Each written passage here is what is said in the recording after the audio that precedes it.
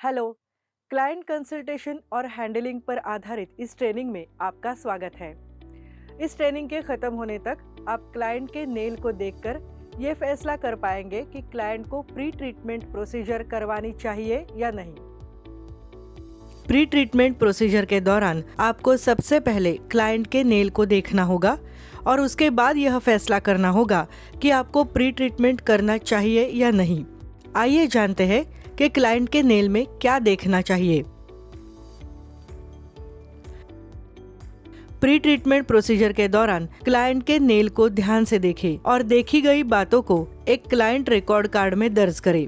आपको ये देखना है कि नेल हेल्दी है या अनहेल्दी। नेल की बीमारियों या इन्फेक्शन के बारे में पक्की जानकारी हासिल करने के लिए सबसे पहले एक नेल के बेसिक स्ट्रक्चर को जानना जरूरी है। कॉस्मेटोलॉजिस्ट को नेल की परेशानियां और बीमारियों की पूरी समझ होनी चाहिए ताकि वे उन कंडीशंस की पहचान कर सके जिनका ट्रीटमेंट सैलून में नहीं होना चाहिए। इन्फेक्शन वाली परिस्थितियों की पहचान कर सके ताकि वे अपनी और अन्य क्लाइंट्स की रक्षा कर सके और उन कंडीशंस की भी पहचान कर सके जो सीरियस हेल्थ संबंधी परेशानियों का सिग्नल दे सकती है और क्लाइंट को डॉक्टर से मिलने की सलाह देनी चाहिए। आपको यह भी जानना पड़ेगा कि नेल के कौन कौन से भाग नेल की ग्रोथ, प्रोटेक्शन, शेप और साइज के लिए जिम्मेदार होते हैं। इस जानकारी के मदद से आपको मैनिक्योर और पेडिक्योर प्रोसेस के दौरान नेल को डैमेज होने से बचाने में मदद मिल सके। मैनिक्योर या पेडिक्योर के दौरान आपको मुख्य रूप से नेल पर ही काम करना होगा। नेल का टेक्निकल नाम ऑनिक्स है। नेल एक ऐसा पारदर्शी प्लेट है जो हाथों और पैरों की उंगलियों के पोरों, टोज और नेल बेड की रक्षा करता है। ये स्किन का ही एक हिस्सा है। सामान्य और हेल्दी नेल कठोर लेकिन लचीले दिखाई देंगे और इनकी सरफेस चमकदार, चिकनी और बेदाग दिखेंगी, जिन पर कोई लकीर, गड्ढा या विभाजन नहीं दिखेगी।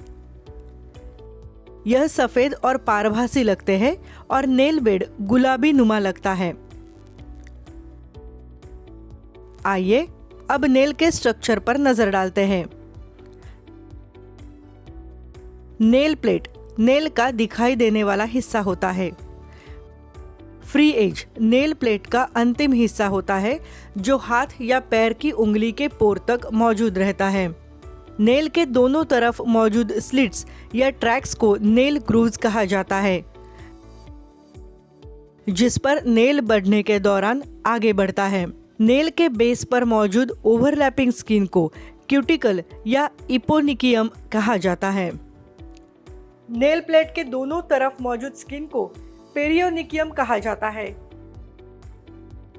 नेल प्लेट और फिंगर टिप के बीच मौजूद क्षेत्र को हाइपोनिकियम कहा जाता है। नेल वॉल नेल को सुरक्षा प्रदान करता है। नेल बेड स्किन का वह हिस्सा है जिस पर नेल प्लेट स्थित होता है। मैट्रिक्स में नई कोशिकाओं का गठन होता है और वे जैसे जैसे आगे बढ़ते हैं वैसे वैसे नेल बेड कठोर हो जाते हैं जब तक फ्री एज बन नहीं जाता है। ल्यूनुला नेल के बेस पर एक आधे चांद की तरह दिखाई देता है। अब आप नेल के बेसिक स्ट्रक्चर के बारे में जानते हैं। आइए अब नेल की बीमारियां और परेशानियों पर गौर करते हैं। नेल की बीमारी या ऑनिकोसिस नेल की कुरूपता या बीमारी है। नेल की बीमारियों को एक खास क्लासिफिकेशन में रखा जाता है क्योंकि उनके अपने साइन और सिम्टम्स होते हैं जो अन्य मेडिकल कंडीशन से संबंधित हो सकते हैं। आइए अब नेल की कुछ बीमारियों के बारे में बात करते हैं। ओनिकिया नेल मैट्रिक्स के सूजन को कहा जाता है, जिसके बाद नेचुरल नेल प्लेट झड़ जाता है। ऑनिकोसिप्टोसिस अंदर की तरफ बढ़े हुए नेल को कहा जाता है, जहां नेल के चारों तरफ मौजूद जीवित कोशिका के अंदर बढ़ने लगता है। ओनिकोलाइसिस झरे बिना नेल बेड से नेल प्लेट के उठाने की समस्या को कहा जाता है, जो आमतौर पर चोट लगने के कारण होता है। ओनिकोमेडेसिस नेल बेड से नेल प्लेट के अलग होने और गिरने की समस्या को कहा जाता है। पैरोनिकिया बैक्टीरिया के कारण नेल के आसपास के ऊतकों के सूजन को कहा जाता है। उससे सटे स्किन फोल्ड में आमतौर पर लालिमा, मवाद और सूजन दिखाई देता है। ओनिकोमिकोसिस नेचुरल नेल प्लेट के फंगल इन्फेक्शन को कहा जाता है।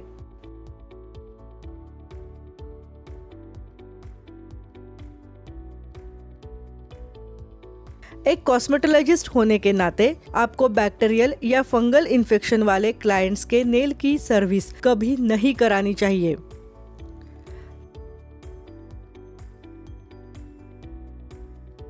क्लाइंट के नेल पर गौर करते समय आपको नेल की कुछ समस्याओं जैसे चोटीले नाखून, अंडे के छिलका नुमा नाखून, Beau's lines, hang nail, leukonychia spots, onychorrhexis, nail pterygium, ridges, pincer यानी ट्रम्पेट नेल, डिस्कल्ड नेल और ऑनिकोफैगी, इस पर ध्यान देना चाहिए। नेल को गौर से देखने के बाद कोई बीमारी, इन्फेक्शन या नेल की समस्या दिखाई देने पर क्लाइंट को उसके बारे में बताएं ताकि क्लाइंट उसका ट्रीटमेंट कराने के लिए माइंड को तैयार कर सके। हम क्लाइंट कंसल्टेशन और हैंडलिंग पर आधारित इस ट्रेनिंग के अंत में पहुंच गए। अब आपको क्लाइंट के नाखून को देखने और यह फैसला करने में सक्षम होना चाहिए कि क्लाइंट को प्री ट्रीटमेंट प्रोसीजर कराना चाहिए या नहीं।